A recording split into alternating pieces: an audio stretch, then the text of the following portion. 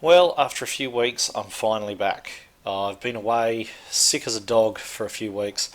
Sounded absolutely terrible, but I'm back, I'm alive, ready to kick off again. Thought I would put together a quick video about a subject that I really like. Of course, regular viewers will know that, unlike many Aussies, I do have a bit of a love for oval racing. Most of my sim races are done on the ovals, and I help run the ANSCAR Stock Car iRacing League as well. Of course, I do hear the same old, oh, but you only turn left from time to time, to which I normally give one of two replies. First off, I'll ask why turning right is harder than turning left. For some reason, some people think it is. And the other thing I may say is when we do turn right, we do it sideways in a pack at higher speeds than you'll ever reach on your road course. So, of course, those are just comebacks for when someone's being an arsehat. But for someone who may not have considered getting out on an oval before, here are 5 points that may make you reconsider. Number 5, speed. On the faster ovals, depending on the car you choose to race, you may be averaging higher speeds than most road racers could reach all season. It brings into sharp focus a facet of racing that only lurks in the background at slower speeds, and that is managing the air.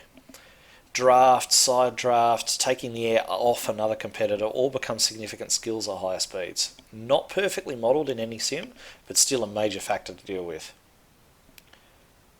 Number 4, variety. This may sound like a dumb point to try and make when talking about tracks that only turn one way, but hear me out. Short tracks, 1 milers, mile and a half, and the super speedways all require distinct techniques to get around quickly, and there is a different mentality to all of them. While in road racing, if a driver is quick, they'll generally be quick anywhere. It's not uncommon to find that certain oval drivers are much better at a certain type of track than another. Throw into this that most oval series have 1 or 2 road courses thrown in for good measure, and you can be sure the champion is a master of multiple racing disciplines. Number 3, strategy. For any race that may require a pit stop, strategy is an important thing to get right. In road racing, you'll generally sit down and work out the fuel burn and the tyre wear, do some maths and calculate the fastest way from green light to checkered flag. With some work done on the fly should you encounter traffic or the safety car comes out. In oval racing, you're almost guaranteed cautions, and aside from knowing roughly how many laps you can get out of a tank of fuel or a set of tyres, which will be different in traffic versus open air and so on, everything is done on the fly.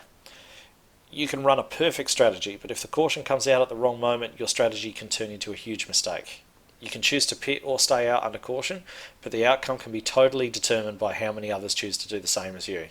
It means you can do everything right and lose, and on the other side of the coin, you can also get a second chance should you make the wrong call. Number 2, multi-line racing. On a road course, there is generally one ideal line, and unless it rains or the track starts to break up, that line will not change. And the only real way to overtake is to deny your opponent access to that ideal line, unless of course you've got a massive straight line speed advantage or something.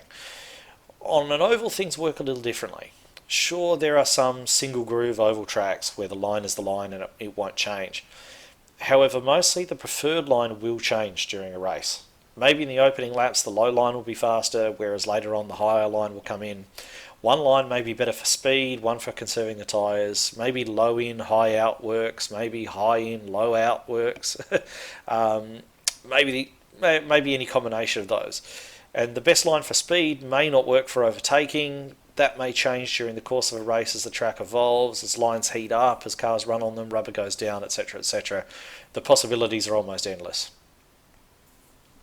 Number 1, the racing. Because of the amount of variables in oval racing, results are a little less predictable. In a road race, even one lasting up to an hour, it's possible to run the same position all race and never get side by side with another car.